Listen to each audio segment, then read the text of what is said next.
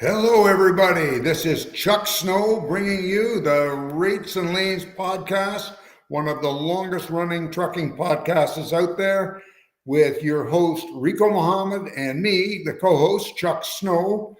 I'm doing the opening salvo because we've had some technical problems with Rico doing it. We want to see if it's better when I do it. So this is kind of an experiment. We're taping this show on Sunday morning, and we have got with us the Grumpy Pete, Dean Croke. There he is. Welcome back from Minnesota. Yeah, thank you. Great to be with you. There's our co-host. There's our host, a real host. Yeah. Rico Muhammad. Rico, take her away. Well, good morning, ladies and gentlemen. If you guys would, please do us a huge favor, just a little bit of housekeeping before we get started. Please like, share, and subscribe to the show. It helps us get the show out to a broader audience. It doesn't cost you a dime, but if you would do that for us, we would greatly appreciate it. And Chuck, yes, great opening. It sounded much better when you're doing it. I don't know if it's just a little glitch on my end or what the heck is going on, but it definitely came through a lot clearer. So we got to get that glitch fixed because you should be doing the opening.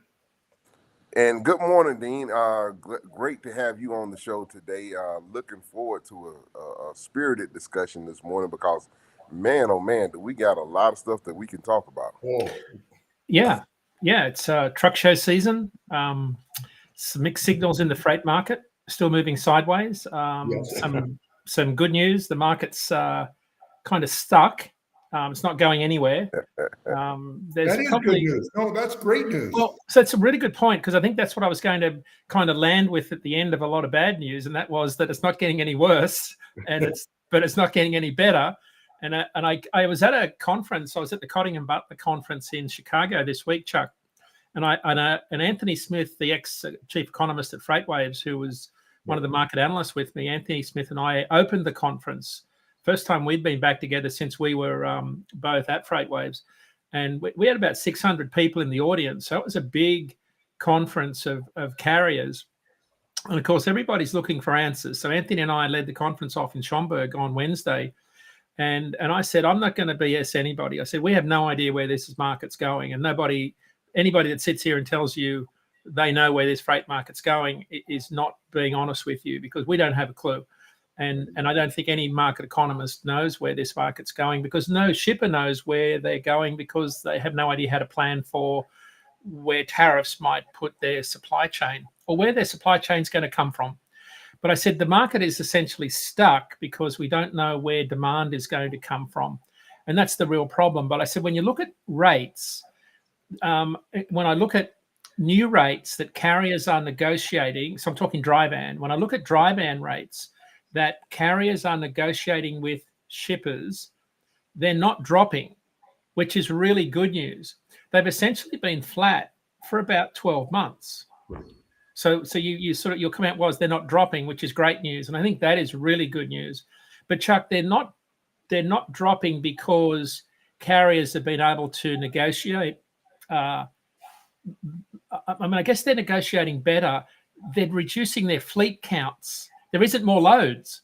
I was with a carrier this week, Chuck, that has reduced their fleet count from 500 to 400 this year. They'll drop to 300 by the end of the year.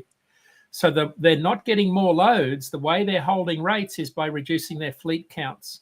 And when you look at the large public carriers in the market on the public side, on their earnings calls, they've slashed their fleet counts. Bill Cassidy's Journal of Commerce Truckload Capacity Index that goes back to 2006. Right.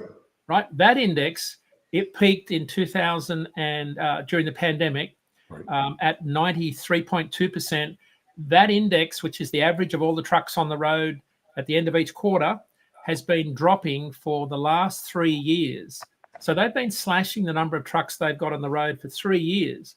So the only way that the large TLs or truckload carriers have been maintaining their margins is reducing their truck counts. Everyone else, I think, has been doing the same, slashing the number of trucks they got on the road. This carrier is selling their trucks in lots of 50. So I think that's how we've been able to maintain this floor under rates. We haven't been able to get price increases necessarily. So the good news is rates haven't dropped. there's been a floor that we've been able to put under the market where rates have been able to maintain this sort of baseline. But I think we're in a really perilous position right now. You say, how low can things go? How bad can things get? I think the industry is we're sitting on a knife edge right now, right? Because we don't know. So I'm sitting in the Midwest this week at the Big Iron Classic, and there is nothing but cornfields about to be harvested. Right.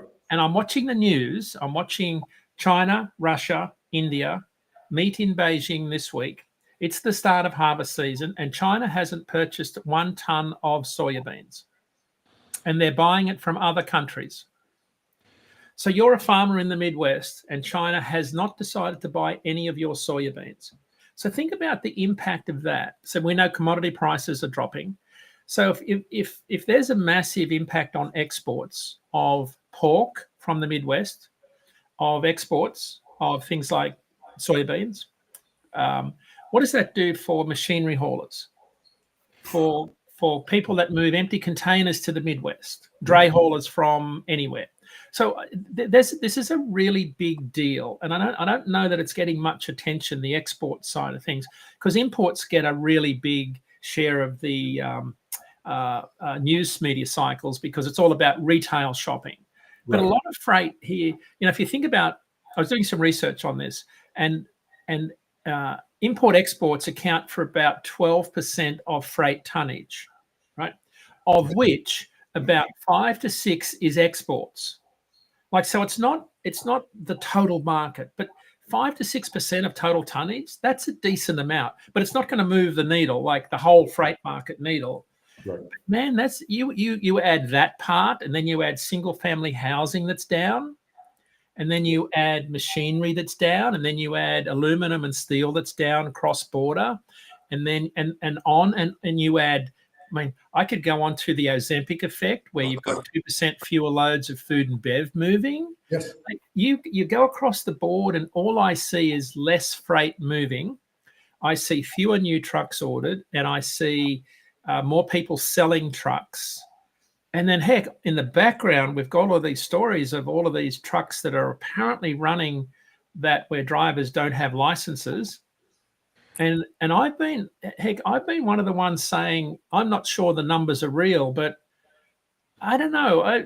There may be something to this. Rico, you probably see it every day. I've been seeing the power-only crowd for a while out there running rampant since 2018. Yeah. Since the e-commerce retail thing started. There may be something to this. So that we're on this sort of knife edge here where if the jobs numbers are right and the economic pundits are right that we're on the precipice of a recession here in the US, the jobs numbers are very interesting because we're seeing the economy sort of slide into this malaise because we don't have any economic certainty, and I don't know that we're going to see the interest rate cuts that we need to stimulate the economy. So I guess where I'm trying to get to is I don't know that we'll see enough change in the next 6 to 9 months to stave off the Grim Reaper for a lot of carriers. This is the half of the year where you normally do well. Right. Yeah, Christmas is coming. Thanksgiving is coming. Halloween is coming. And let me sort of wrap this up because I'm waffling on here a lot. But let me tell you one data point that came out. It was the Logistics Managers Index that came out. And if I could draw you a graph, what I would show you is this chart that shows you over the last few years. It's a chart that shows you the relationship between transportation prices and transportation capacity. And what it shows you is it's kind of like, so you think about prices and capacity. They kind of generally work opposite to each other. Right. When capacity's decreasing, prices are going up. That you can't, most of us would understand that. So these two work opposite each other. And what happened over time, if I go back and look at my chart here, and if I go to December of 2018, what happened is prices dropped in March. I'll go to March of 2019. Right. Capacity increased and prices dropped. in March of 2019. We all know what happened then, right? We started the freight recession, right? So this is on this index. Now, you can all download it. It's called the Logistics Managers Index. Go to logisticsmanagersindex.com or something like that. And then we got to the pandemic and they both reversed direction. Right. So prices went up, capacity dropped. We all know what happened then. Right. And then we get to March of 2022. We all know what happened then. Russia invaded the Ukraine, global demand tanked, prices dropped, and capacity shot up. And the indexes went like that. The lines crossed again, right? And what you look on this graph is the lines do this every time. They go through this inversion. It's a positive or negative inversion. Well, guess what happened last month? They did this. They went negative, right? So for the first time in many, many years, prices dropped and capacity went up. So here we are at a time of the year when you rarely see a negative freight inversion. Right. Normally, this is good times. Yeah, this is heyday. Yeah. So on the Logistics Managers Index, which has proven to be incredibly accurate, going way back almost a decade, and this was when Zach Rogers brought this index out. We dropped this into Sonar way back in late 2017, early 2018. This is one of the very early indices we put into the Sonar system way back then, even before it had a track record. And it's proven to be really reliable. If I could show you the chart, you'd say, wow, this is a really predictive data point. So here we are. We've got one data point. Now, it's only 1 month, and it's only a slight inversion, to caveat this comment. But if we see this continue, this inversion, where capacity continues to increase and capacity increases and prices drop, and we see it for 3 months, then you would have to conclude that we're into this next freight recessionary cycle at a time of the year when we shouldn't be. And that would underpin the severity of this freight market that we're in. And then that gets back to what I thought would be our worst case scenario, and that would be a repeat of the second half of 2019, which was a horror story for a lot of us in the trucking market. Now, Rico, that you may say, heck, we need that. You might say, we need that, but there'd be some really good companies that might fall by the wayside if that happened. I don't think there's a might to it. I definitely believe that if the trends definitely continue in that facet, we definitely going to see a lot of people not be able to make it through.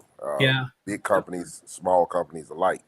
I was having a conversation with someone earlier this week, and they were talking about the farmer, and they were talking about the bushel price of corn, and how right now he's like, truckers aren't the only ones that's having it tough. The farmers are catching hell as well. Right. And all of this is kind of like a perfect storm for not good things. I'm trying to be optimistic, and but here's a question that I did want to ask. You touched on it just ever so slightly. This whole thing with and I want to preface this comment too. I think I have a responsibility to maybe say this, what I'm fixing to say. A lot of people are really pushing really hard on the non-domiciled drivers and the work visas and things of that nature, and a lot of people are having a lot of push on the situation, and rightfully so. We got a lot of people that are on the roads for safety concerns, that don't understand the English language, that don't know what they're doing, and from that aspect, I think everything is valid. But but unfortunately, the worst in human nature comes out with this. Yeah. You start to see a lot of people. Yes. You start to see a lot of people using this as kind of, excuse the term, just kind of race baiting. It is. It's 100% race. You call it whatever you want. And that's not the aspect. I think that from a safety standpoint and from the standpoint of us doing the job correctly and doing the job proficiently, I think that there's definitely an aspect, and we never really should have even allowed anyone. Of course, I'm not going to say allowed anyone from a foreign country, but if they can't really understand the English language, and can't read the English language. Hmm. Don't under they never should have been allowed to get behind the wheel of a truck. Yeah. But how I wanted to ask the question is, I said all that to say this: how big do you anticipate, or do you think that it's going to have? How much of an effect do you think that's actually having within the industry of the amount of capacity that is in there? Because if we lose that capacity, is that enough to kind of help swing the pendulum? Yeah, I think it's wishful thinking. I really do. The English language proficiency numbers for the first month were rounding error numbers. Out of the 4.5 million drivers on the road, 1,220 were deemed out of service. It was like 0.06% of drivers were considered unable to speak the English language. It's such a small percentage. It's never going to move the rate needle, right? So it doesn't seem. Well, I said it doesn't seem like there was a lot of real enforcement taking place. I think that's the problem. Is you've got inconsistent enforcement, and you've got lack of enforcement, and you've got the inability to enforce drivers in general. You know what it's like. I mean, you can run. Depends on the state. We talked on the last show. You said, well, it depends where you are. You can get hit by a scale every 100 miles. I ran from here to Madison and didn't. I ran through like 15 scale houses that were closed. So I think it's different. I think some states are going to have more enforcement than others, like Texas, for example, seems to be having more enforcement. But I think that's going to be the problem, is you're going to have inequitable enforcement across the country. So, again, I think, Rico, as I said, I think on the last time we spoke, for 2.5 decades, we've been recruiting immigrants and incarcerated. But don't forget, if you really want to get down to the basis of this, large truckload carriers in general, have been recruiting from certain demographics, immigrants here and abroad, and incarcerated. I've built the predictive models to predict which types of prior crimes make the best truck driver, which types of countries. Wow. So I've built the models with my team.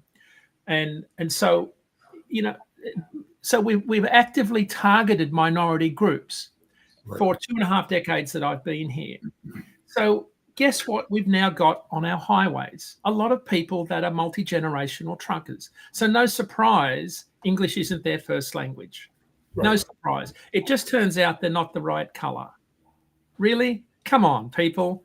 Yeah. So I take real offense to some of the language that's used to describe these hardworking people. And I take issue with basic human survival, where just think about, I know what a danger sign looks like in every country on the planet. Danger. Just think about that, a danger sign. Like road signs across the planet are pretty explicit. Now, I will say, when I get to Quebec, the signs are a little bit there's the Quebec. I agree. Yeah. I have the same problem, and I'm born and raised in Canada. but danger has a look to it. So I'm not sure that not being able to speak English is a prerequisite for not knowing what danger looks like on US roads. But I will agree that if you can't speak English, you probably shouldn't be driving a truck, period. I agree with that. But how are they getting a CDL? Now, I looked at a video the other day. That part should never happen, Rico. You should never be anywhere near a truck if you don't have a CDL. And I watched a video by Larry Cothran the other day, and I thought it showed a guy with a vest, something under his T-shirt with a hole with a camera. And he's talking to a guy in the parking lot. And I'm thinking, this sort of scam has to stop, because, but then I'm thinking, who's insuring these trucks? Like, how are they getting insurance? And I'm thinking maybe they have no insurance at all. Maybe it's I think there's probably people out there that are, because it's very hard to enforce this. I remember, and I'll stop talking here, because in Australia, I was talking to a highway patrolman out on the Hay Plains, out in the middle of nowhere. And I said, we're talking about drug trafficking in Australia. And I said, he had me pulled over on the side of the road. I said, all these trucks whizzing by here. And I said, how do you stop the drug trafficking? Like, how do you catch the bad guys? Right. And he said, because he'd had me pulled over for speeding. And he said, it's like trying to stop a mouse plague with your best cat. He said your best cat is going to catch 5.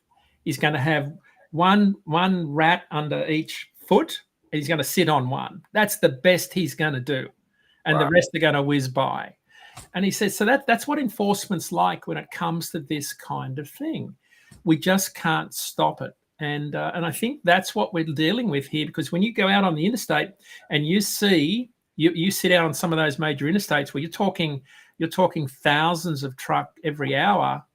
It's a numbers game on some of those big interstates. Because don't you go out and watch on some of those interstates and think, where are all these people going and what are they hauling in 20-ton lots? I'm fascinated. And I think that's the problem we've got, Rico. We're still seeing the tail end of the pandemic where this massive influx of power only capacity, and I think that's where you ask where will the impact be? That's where the impact is, because that's where the capacity came in, because that's where the people are interchanging their MC numbers, I think, with a handwritten DOT number and name. That's where the capacity came in, because I think that's where the issue is. Because that's the lowest barrier to entry. Exactly. You buy that $5,000 truck or $10,000 truck, you lease it on with a carrier that leases it on with an Amazon or whoever. Yep. And you've got a driver that doesn't have any experience, doesn't read English, is from another land. Yep. And we all come from other places way back, you know. So and he's out taking the freight. So, Chuck, I was in a truck stop on my way to Madison to ADHS because I spent time listening to drivers, because this is when ELP blew up, and I was listening to these drivers talk in broken English. And we were in one of the truck stops in Schomburg on 94, I think, and he was talking to another driver about selling his truck, and he said, but you have to have an Amazon contract. And it was exactly what you were talking about. They were talking about selling their MC number, DOT and MC number, but you had to have an Amazon deal. And I had to turn and go, but I thought, and then I didn't think much of it at the time, and I thought, as I was driving away, I thought, I wonder if that was that whole black market deal that's going on here in the Chicago area, and of course that's exactly what it would have been, because I think there's pockets where it goes on. Yeah, right. So I think Rico, they're huge, guys. That's the pockets are the cesspool for a lot of our problems. Yeah. So, Rico, I don't think it's going to make any difference in the flatbed market. I don't think it's going to make any difference in the reefer market where you got live load, unload. I don't think it's going to make any difference in the live load, unload dry van market. I don't think it's going to make much difference at all, because I think if demand was improving, absolutely it could make a difference, because what's going to hide the exodus of this capacity is the fact demand is dropping. Right. You're not going to see it. So this was the same. Remember when the drug clearinghouse came in early 2020? Right. We never saw the impact of that because the pandemic hit. Well, it's kind of like a lot of things, and like you were saying, you know, all of this thing kind of started from this whole, which I've always counted as a myth, as the truck driver shortage. I don't think we ever really seen the effects of a shortage in the truck driving industry. I think that was a lot of smoke and mirrors. I know that sometimes the numbers say it one thing, but I've just never seen how much of if there was so much of a shortage. I'm thinking that, you know, if we say that the market is a supply and demand market, we should have really seen the pendulum swing in the opposite direction as far as rates. And I know we experienced a time when rates were really well, but that was still long before that. You know, like during the pandemic, rates were really, really great. But hell, we had been talking about a trucker shortage ever since I got into the industry. Yeah, and I never really even seen. You know, the real guys. The way I've looked at it is, there's never been a shortage of truck drivers. There's been a shortage of money. Right. Yeah, and the other thing, the other question I wanted to ask Dean, because I'm seeing a lot of stuff, especially out of the state of Florida, where they're saying that they're not going to be acknowledging certain driver's licenses from certain states. I heard that, and I'm wondering, is that going to have is that going to create a little bit of a blip going into and out of Florida? Sorry, I missed the question. Would you say is? So I'm hearing and seeing stuff that Florida is now going to be not honoring certain driver's licenses from certain states. California, Washington, Oregon, New Mexico. New Jersey as well, I think. Well, New Jersey now too. Yeah, totally not surprised. This gets very political, doesn't it? Goodness. Yeah, yeah. So so my question is, do you think that would create any type of a blip or anything as far as capacity and freight coming in and out of the state of Florida? Yeah, it absolutely could do. I'm going to pull up the inbound rates. I mean, rates are always highly imbalanced in and out of that state as it is, because it's a heavily, everything goes into Florida. Nothing really comes out. It's a real consumer market, not really. Produce season's so short there now compared to what it used to be. Yeah, we're in the lull. We're not going to. Well, let me have a look at inbound. That's interesting here. If I look at inbound into Lakeland, for example, yeah, they're going up seasonally. They're up right now. They're up. Inbound rates are up. They're up 28% year over year. There could be something in that volume. They're up. They're up 10 cents a mile inbound into Miami year over year. But I couldn't draw any inference into that being anything to do with. So I seen a video from some officials from the state of Florida, and I'll tell you, with so much technology now, I'm not sure what's real or what's Memorex, as we used to say back in the day, whether or not it was some AI video, but it seemed to be a real video that they were taking, that it was taking place at one of those agricultural centers that you have coming into and out of Florida, and right before the scale houses. And from what they're saying is they're going to, at those agriculture, every truck is supposed to enter into the ag station. Oh yeah. And that's where this enforcement is supposed to be starting to take place from. Because I think it's easy in Florida, right? You got 4 and 95. Like, it's pretty easy in that state, of all states. Yeah. But it should be easy on the West Coast too. You've got 8, 10, 15, and 80. Or 5 and 5. Like, how easy would it be on the West Coast too? You haven't got. I think it's really interesting. I was just reading something here about the ATA came out last week. I was reading something from that bombshell that Chris Spears dropped, that apparently now we don't have a driver shortage. They changed their words to we have a shortage of qualified drivers now. Yeah, really? That I agree with. Okay. Yeah.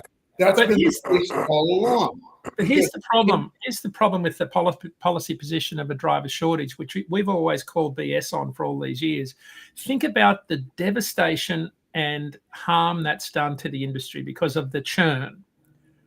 We've always had a retention problem. Yes. We have done an awful job of making this a career. Yes. You have a 100% turnover job. We've done an awful job of making this a career for people. Think about the damage we've done to health, families, careers. Like, I just don't get this whole idea that we've had a shortage, because the myth of a shortage creates this massive puppy mill effect. That's exactly right.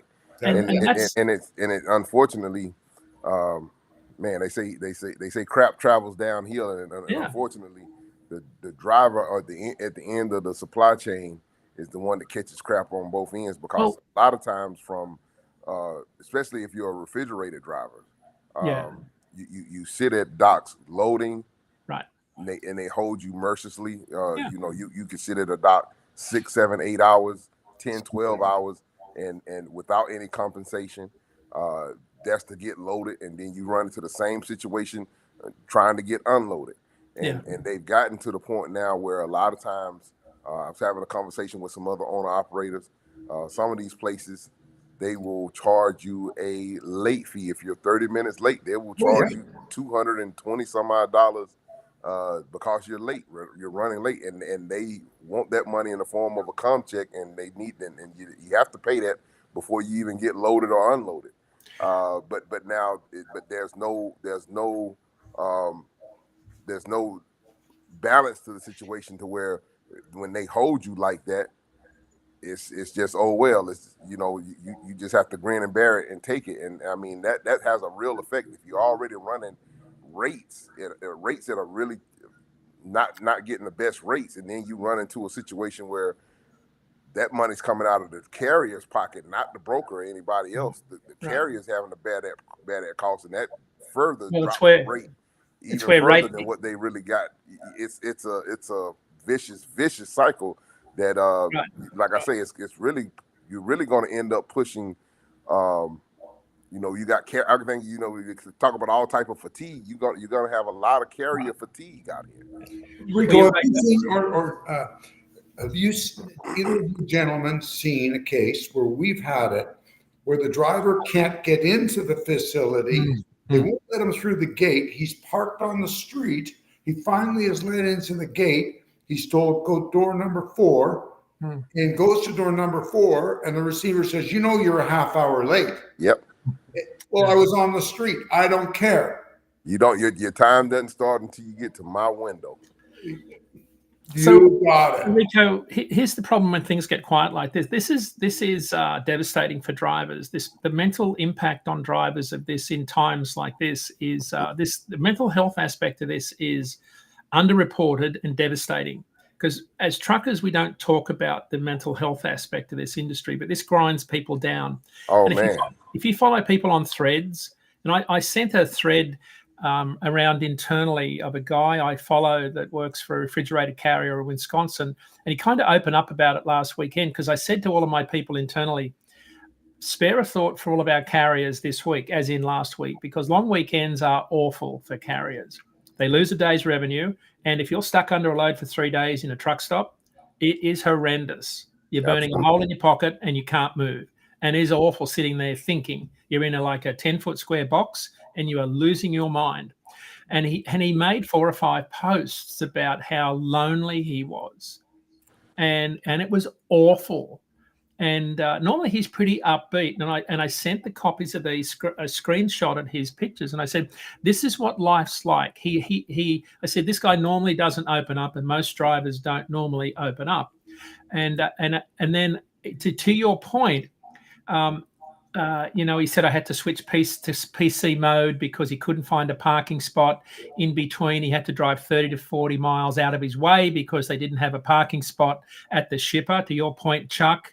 And then he had a 4-stop load, right? And then his first appointment was at 2 a.m. The second was at 9 a.m. They were only 5 miles apart, but didn't have any parking.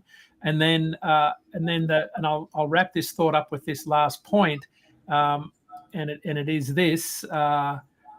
Where is it? Where is this last point here? Sitting at the Loves, Plymouth just started. And it was sort of the end of this day. It was kind of interesting that they sent 5 screenshots, and then and it continued this morning. So he said, this was this morning. He had to do this the first thing this morning. So he'd spent 3 days on his own, and then the first thing he had to do on the Monday morning was a 2 a.m. drop on a 4-drop load, and then he had to drive 35 miles out of his way because he had no parking. Man, so, it's real. It's sad that there really is no compassion for your fellow man. It's really what it boils down to, because I don't understand how the treatment that most drivers receive at a lot of these, whether it comes from the shipper, whether it comes from the broker. If you ask the question about detention and things like that, and it really blows my mind how a lot of people just figure that don't have any concern as to the effects that, if the shoe were on the other foot, how would you expect to be treated? And that's the thing that I think that a lot of people don't take into consideration. On top of that, when you go to certain shippers and receivers, there's no facilities there for you. You can't use. There's no restroom. You have to go out to a porta potty somewhere out in the parking lot. And like you say, and this really grinds on people's gears. You have to be a really strong mentally, and have to have a real mental stability day in and day out to endure this type of treatment. It really does, because you just think that, well, damn, I think that most people would come from the aspect from a mindset of thinking about, okay, well, what if I was that person? Right. Rico, I was thinking about, I was at a conference a couple of weeks ago, and it just sort of going back to this ELP thing, because it gets to how people treat people.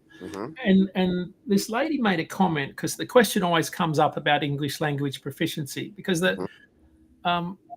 we are such a divided country, and Absolutely.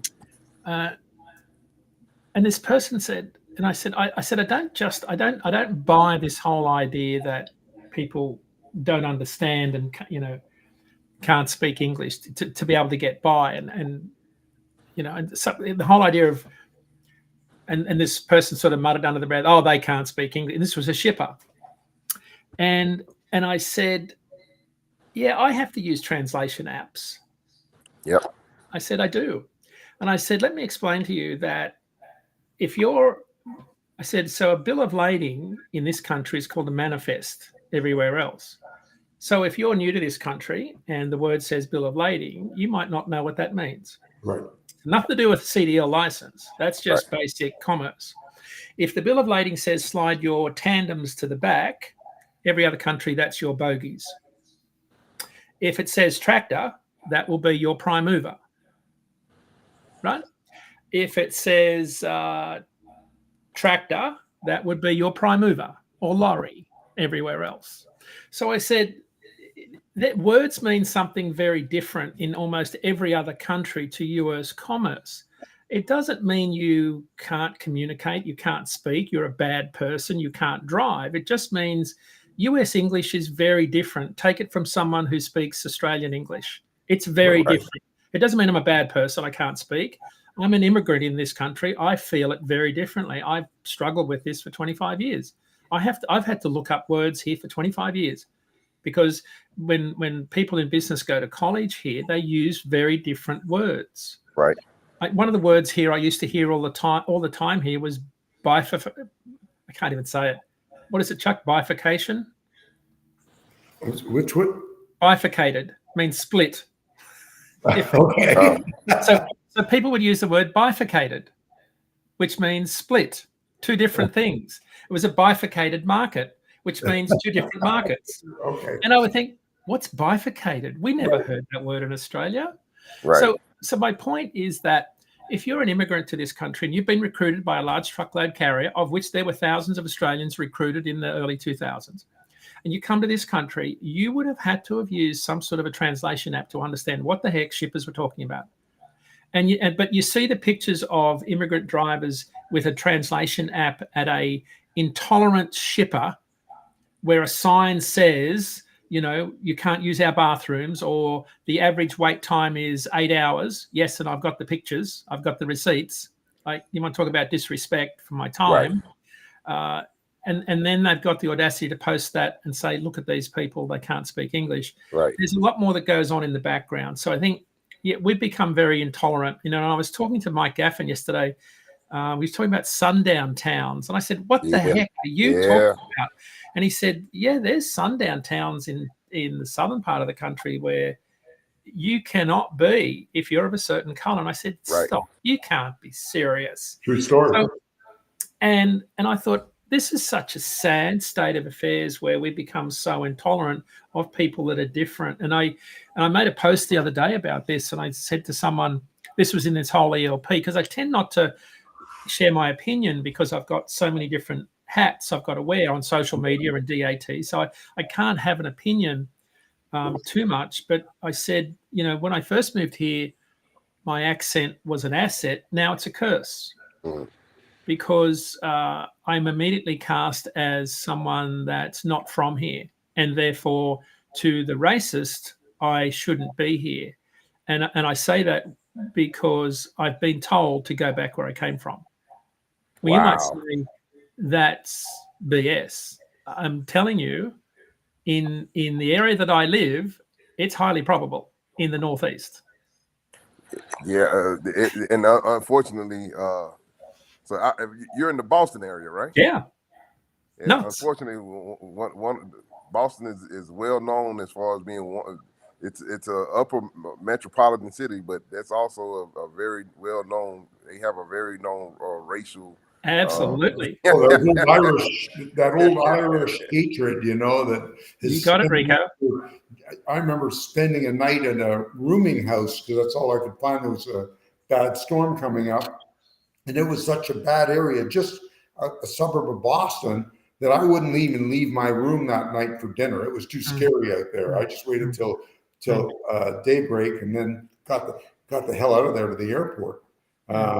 But yeah, I understand what you mean. My family's lived here for over 100 years, and I'm being told now to go back to work. Yeah, and the whole thing of sundown town, that's a real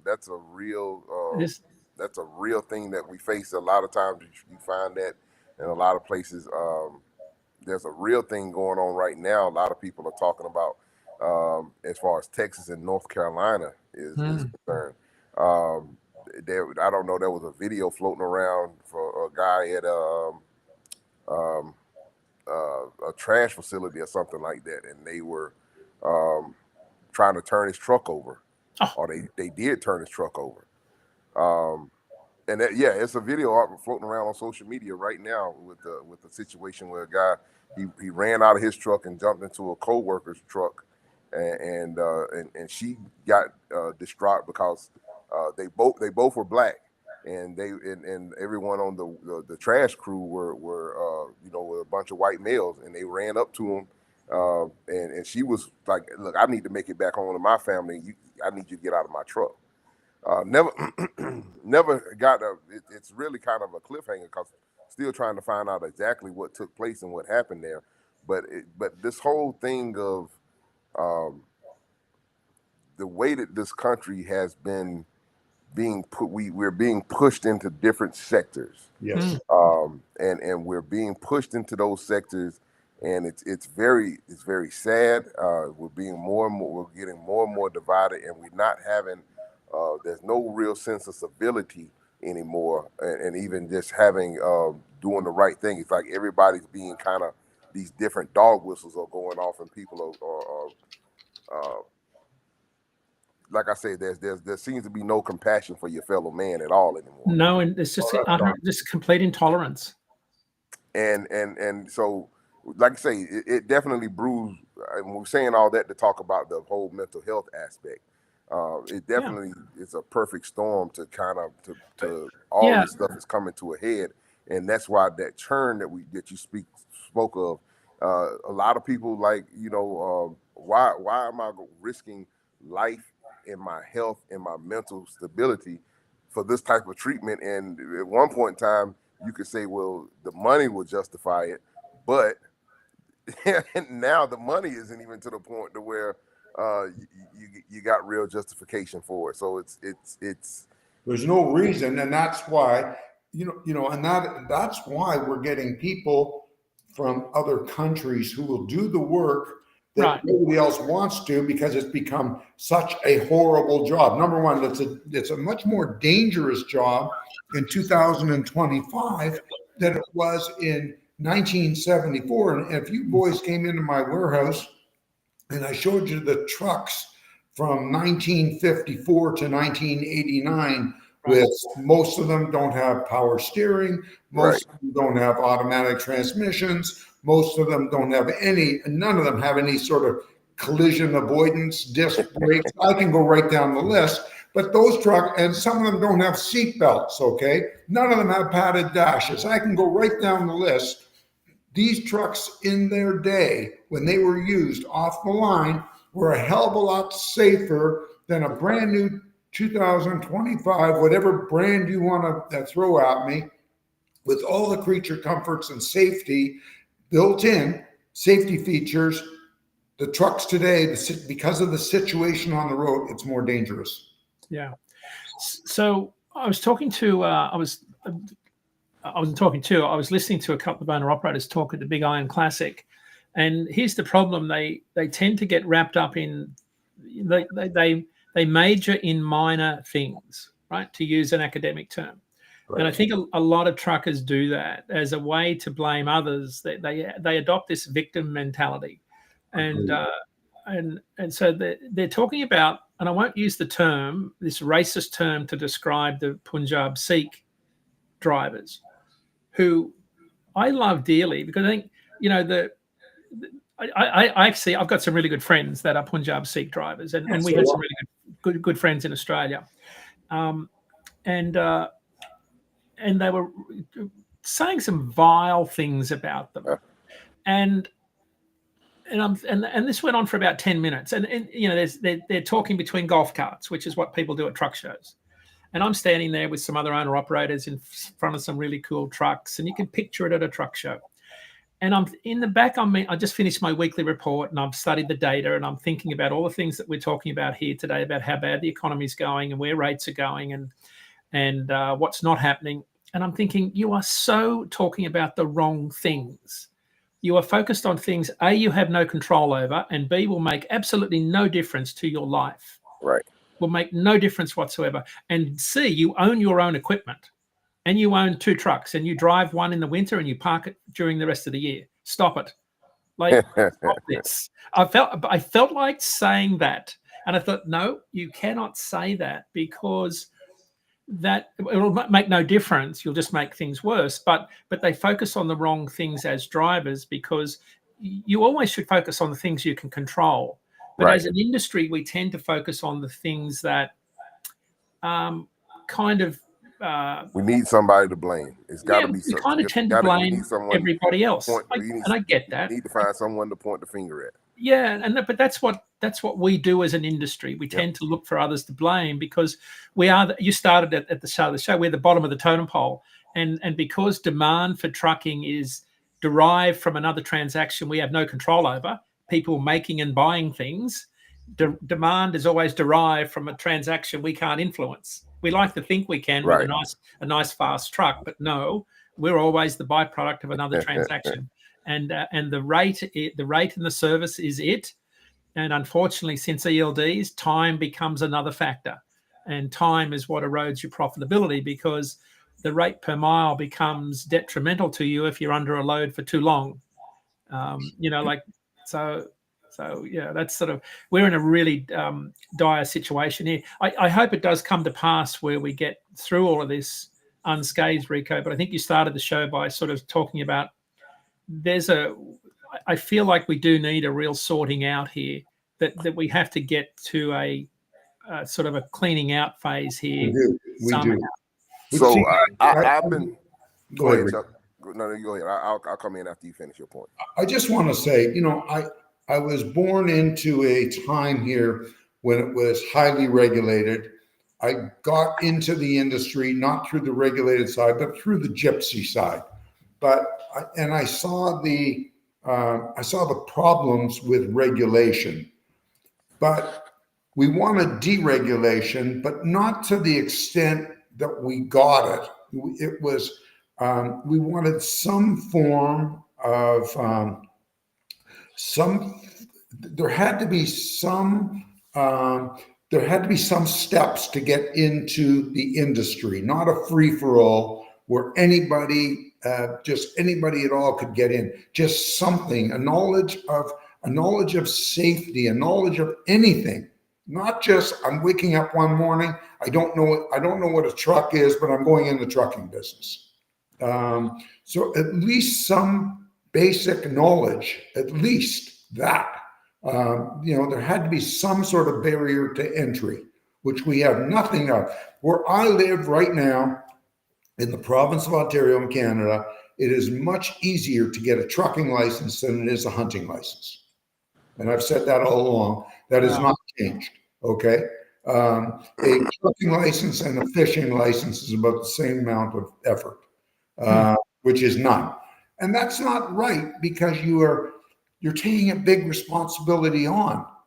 You're going out to people and you're saying, I will take your goods from point A to point B and keep your plant running. I've never done this before in my life. I don't even know how to drive a truck, but I'll keep your plant running.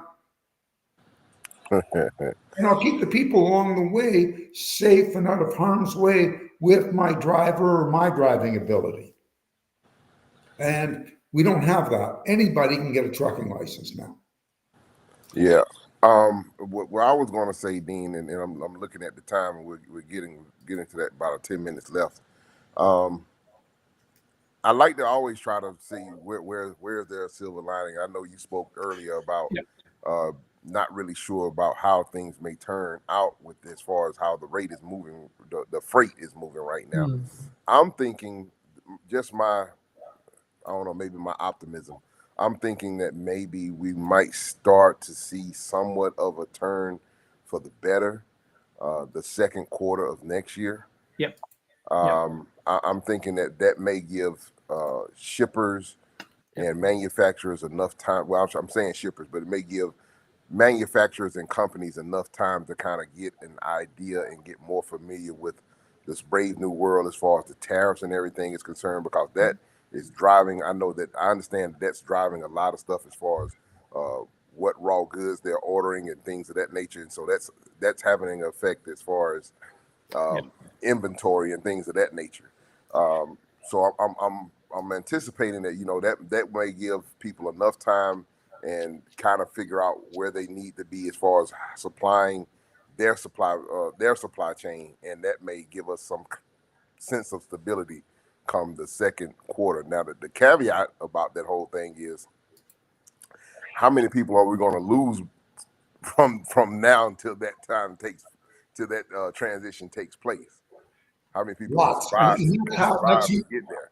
Unfortunately, that is the sad part, is we've got to lose a whole bunch in order for that to happen. Right. Because if shippers start finding out, forging away, and they figure out what they need, and they're able to start scheduling again and everything else, there's still going to be too many trucks in the market, which doesn't help. Well, back to my point earlier, I don't know that large truckload carriers can cut rates, cut their truck counts fast enough to meet falling demand. So I think that's going to be the problem we've got. New truck orders down 19% year over year as of last week, according to ACT Research. So I think that's, and large the OEMs, the manufacturers, are sort of reducing their order books. Right. So again, I don't even know if the Fed drops interest rates at the next meeting this month. Not going to help. That'll take time to stimulate the economy, Rico. Yeah. But then people are, if you've lost trust, I think that's going to be the problem. If you've lost trust, how do you make a decision to build a new factory? But I tell you what the green shoot is. Anything to do with AI, nuclear power, I'd be all in on building equipment to haul anything to do with data centers, AI centers, anything to do with technology. That's a given. They're going to build so many data centers all across this country. That's the new oil, is AI. Nuclear power centers, that's going to require an enormous amount of infrastructure and loads of machinery and concrete and cabling and low boys and all that stuff. Yeah, that's the future. And it has already been in your state in particular. We talked about it last show, where your governor has put the brakes on building AI data centers in your state, Rico. So that's been going on for a couple of years. So I think that's the future. If you're a carrier, that's where you want to be, putting your money. But I think interest rate cuts will be interesting. But I think you're right. We don't see any change between now and next year. We've got a massive fall off in imports to weather before we get there. Don't forget, we've got Halloween coming up.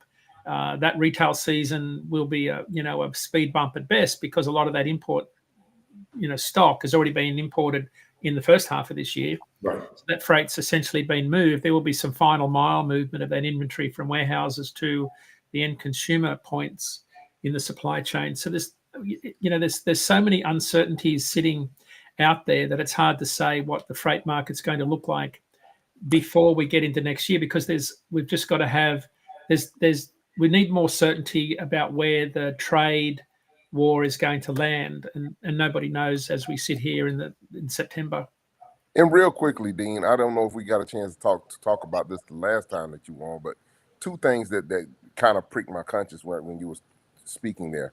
The rail merger, the freight that goes on to the rail. Yep. How question one is, how much of an effect would that merger affect capacity? Yeah. And man, what was my second point? Well, I'll let you go on that one and get on that one, and let me see if I can recall what the second one I had. I just joined the 50 club, so I guess it's kicking. Wow. When you get to the 70 club, you'll go. Wow. Well, we got all 3 decades covered here. Yeah, that's right. Look at us go. So first thing, there's always the concern of lack of competition. So prices normally go up when you have competition, reduced competition. So the fear is that when you reduce rail competition through mergers, that rail costs will actually go up, not down, but it will improve service, because I think everybody wants to bypass Chicago because everybody has to rubber tire containers across town in Chicago. Right. I think one of the impacts I think we'll see, in particular, truckload, we'll see a reduced impact of freight from places like Phoenix to Atlanta. That's a big outbound truckload hub. They're talking about putting a direct service there. So Phoenix has been a big warehouse market post-pandemic. So we'll see a reduction in truckload volume on that lane in particular. Rail mergers typically reduce truckload capacity on long-haul transcon lanes. But trucking's going to remain essentially a short-haul regional. I just don't know that there's a large amount of freight that moves, west to east. Yeah, we've been losing capacity when it comes to the rail for quite some time, as far as that's concerned. Well, and my second point came to me. I'll let you finish. I'm gonna let you finish. I'm gonna throw it out while I grabbed it when it popped back in my head. Yeah. So on the railroads contract rates are about 25% cheaper than truckload on over 2,000-mile hauls, and on spot they're about 18% cheaper than truckload. So intermodal still owns that market by a long way, but you've got to get down to about anything over 800 miles. Rail becomes really, really competitive. Yeah. They still own those lanes. So I think long haul, a lot of railroads have invested a lot of infrastructure off the West Coast. They make it fairly competitive to land a container on the West Coast and then ship it east of the Mississippi. So they kind of own that space, and then it becomes a matter of economics about whether you go through Panama to the East Coast and then dray it. And it's not just as simple as saying, oh, because I've got a transcon intermodal from Los Angeles to Atlanta, that automatically makes it a slam dunk that I'll go Shanghai, Los Angeles, Atlanta. It actually might be more economic to go to Savannah and dray it. Well, that was my second point, man. It's crazy how you kind of read my mail, because from what I understand, the Savannah ports have seen kind of the highest volume that they've seen in years coming through on the Savannah port side. Right. And so I'm thinking that Atlanta has a really big rail yard situation going on here. So I'm trying to see is there maybe, for people that are in this area at least, is there a dot that could be connected there to where during this time frame where there might be a niche to be had in that particular segment of the market? So that's why the inland, they're running on-dock rail to Greer and Dillon straight off Savannah, the on-dock rail to, I can't remember the car manufacturer. I mean, they're taking it BMW, right? So that's where the economics come into it, Rico, where you can't automatically say because you've got a transcontinental rail service, it's automatically going to take volume away from truckload. It doesn't automatically follow. Right. So, well, right here in the South, you have, so you have BMW in South Carolina, and you have Nissan in Tennessee. You have Mercedes-Benz in Alabama. And here in Georgia, you have Hyundai and Kia, which is, so you kind of within that whole little loop there. You got several manufacturers, and and the rail. Speaking, like I say, I'm trying to connect those dots for us and for listeners that are out there that may be thinking about, okay, where there might be an opportunity to be had, but that so the rail and the container market, as far as in this particular area here in the Southeast, maybe could be a possibility of a somewhat of a safe haven. I'm curious as to your thoughts on that. Sorry, I missed the I'm question. just curious, would you consider the southeastern portion of the United States when it comes to the rail and containers, things of that nature, with all those different manufacturers, car manufacturers, is there maybe a way to build a burger, so to speak? I think they're fairly insulated. You're talking about in the context of the transcontinental rail service. Well, not only necessarily transcontinental, but I'm just saying, speaking as far as stuff coming off of the rail or needs to go onto the rail, coming out of the ports in Savannah. I mean, they've got pretty tight supply chain integration already with the ports. No, I don't think there's going to be any impact at all, Rico. Okay. Those guys. I mean, they've got so much dray capacity there. They're not going to. No, I don't see any impact at all. Okay. I was curious because I'm starting to see a lot of more than usual. I'm seeing a lot more container companies in the area doing a lot of hiring, but it could just be the churn that we talked about as far as the turnover.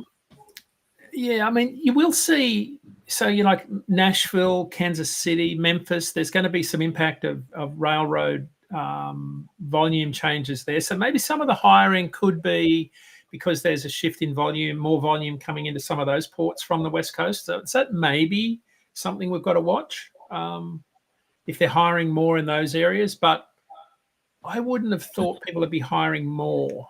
It could be. I'd have to do some research on it. There may be some transferring going over where they were shipping to LA before or one of the California ports, and now they've decided, well, you know what? Memphis, for example, they've got a lot of capacity. We could do better in Memphis, so let's just you're probably right. It's probably a customer shift. That's probably I don't have the data to track that. Yeah, I understand. Well, I appreciate it, Dean. I wanted to just kind of get that question out there. I know we were starting to run over, so let the good people know how they can find you, Dean, find all your good works and things of that nature. Yeah, so LinkedIn, Dean Croke on LinkedIn is probably the easiest, quickest way. I'm always there. Or if you've got any questions about data, shoot us a note at DAT, write to askiq@dat.com. Appreciate the time, Dean. I appreciate you taking the time out to join us. Thank you, Dean. Really appreciate it on this very informative hour. Chuck, let the folks know how they can find you, and we'll get ready to. Yes, if I can help any of our listeners, please send me an email with your phone number to chucksnow280@outlook.com. And with that, Rico, I'll let you back. We're in the hole for another week. Ladies and gentlemen, we always appreciate your time and your attention. You could have been anywhere else in the world. Excuse me, I'm a little hoarse from party last night. but